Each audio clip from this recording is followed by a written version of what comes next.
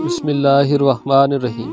عاصم بن حمزہ بیان کرتے ہیں کہ ایک جوان لڑکا مدینے میں کھڑا رو رہا تھا، فریاد کرتا تھا کہ اے خداوندِ عالم، تو ہی انصاف کرنے والا ہے، میرے اور میری ماں کے درمیان انصاف فرما۔ اتنے میں ادھر سے حضرت عمر رضی اللہ تعالیٰ عنہ کا گزر ہوا تو آپ نے اس جوان سے رونے کا سبب پوچھا تو اس نے جواب دیا کہ میری ماں نے مجھے تو 9 ماہ پیٹ میں رکھ کر جنا اور اپنا دودھ پلایا، پال کر بڑا کیا، مگر اب وہ مجھے اپنا بیٹا ماننے سے انکار کرتی ہے۔ نہ صرف یہ بلکہ مجھے گھر سے بھی نکال دیا ہے۔ حضرت عمر رضی اللہ تعالیٰ عنہ نے اس کو ماں کو بلوایا۔ جب وہ عورت آئی تو آپ نے اس سے پوچھا کہ تو اس لڑکے کے بارے میں کیا کہتی ہے؟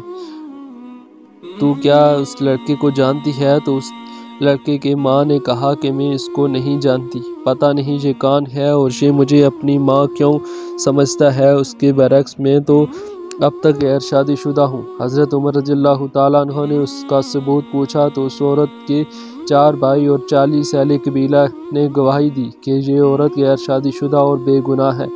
یہ لڑکا ہماری بہن کو بدنام کرنا چاہتا ہے۔ جب جوان لڑکے سے ثبوت مانگا تو اس نے کہا کہ میرے پاس اس کے علاوہ اور کوئی ثبوت نہیں، میری ماں ہے اور میں اس کا بیٹا ہوں اور اس نے مجھے پالا ہے اور میں نے اس کے زیر سایہ پرورش پائی ہے، کیونکہ عورت کی طرف سے 40 گواہ پیش کیے گئے تھے اور جب لڑکا گواہ پیش نہ کر سکا تو حضرت عمر رضی اللہ تعالیٰ عنہ نے حکم دیا کہ اس کو کوڑے لگائے جائیں۔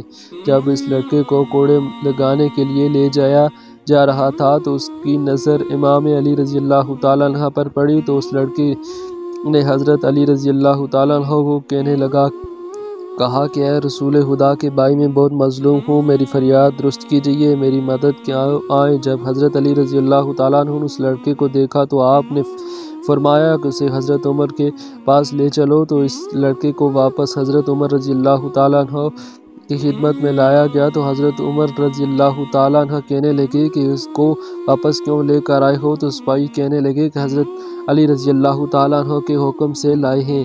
اتنے میں حضرت علی رضی اللہ تعالیٰ عنہ بھی تشریف لائے اور فرمایا، اس لڑکے کی ماں کو میرے پاس لاؤ۔ جب وہ آئیں تو اس سے پہلے کی طرح سوال کیے گئے اور اس نے 40 گواہ بھی گزرے اور انہوں نے اس عورت کو بے گناہ ہونے کی گواہی دی، اور پھر لڑکے نے اس سے پوچھا گیا تو اس نے بھی پہلے کی طرح وہی کہا جو پہلے کہہ چکا تھا۔ تو آپ رضی اللہ تعالیٰ عنہ نے پوچھا، کیا مجھے اجازت ہے کہ میں ان دونوں کے درمیان فیصلہ کروں؟ حضرت عمر رضی اللہ تعالیٰ عنہ نے کہا کہ آپ کیوں کر رک سکتا ہے، جبکہ میں نے رسول پاک صلی اللہ علیہ وآلہ وسلم سے سنا ہے کہ آپ ارشاد فرماتے تھے کہ اے لوگو، تم سب میں سے علی میرا بھائی ہے اور سب سے زیادہ علم جاننے والا، انصاف کرنے والا ہے۔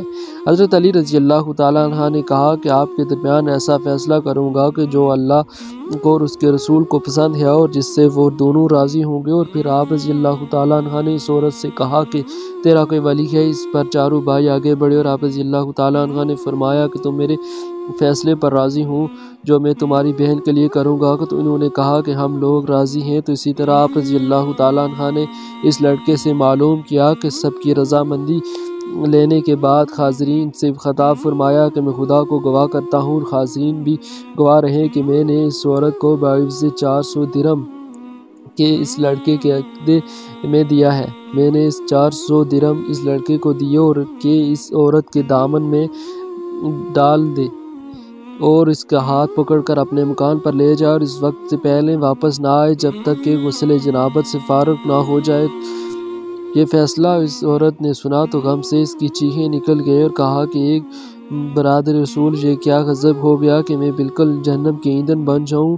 میں اقرار کرتی ہوں کہ یہ لڑکا میرا ہے اور میں اس کی ماں ہوں، اور ایک ماں کیوں کر اپنے بیٹے کی بیوی ہو سکتی ہے؟ تو آپ رضی اللہ تعالیٰ عنہ نے فرمایا کہ پہلے ہی اقرار کیوں نہیں کیا؟ تو وہ عورت کہنے لگی کہ اے برادر رسول، میرا کوئی قصور نہیں، یہ سب غلطی میرے بھائی کی ہے، اور کیونکہ انہوں نے میری شادی ایک مالدار آدمی سے کی تھی جس سے یہ لڑکا پیدا ہوا۔ بعد میں اس آدمی کا انتقال ہو گیا اور جب یہ لڑکا بڑا ہوا تو میرے بھائیوں نے میرے لڑکے کو الگ کر دیا اور مجھے خوف زدہ کر کے یہ کہلوایا کہ یہ بچہ میرا نہیں، مگر میرا دل میرے بچے کے لیے تڑپتا ہے۔ اس کے بعد اس عورت نے اپنے بچے کو گلے سے لگایا اور اس گھر لے گئی۔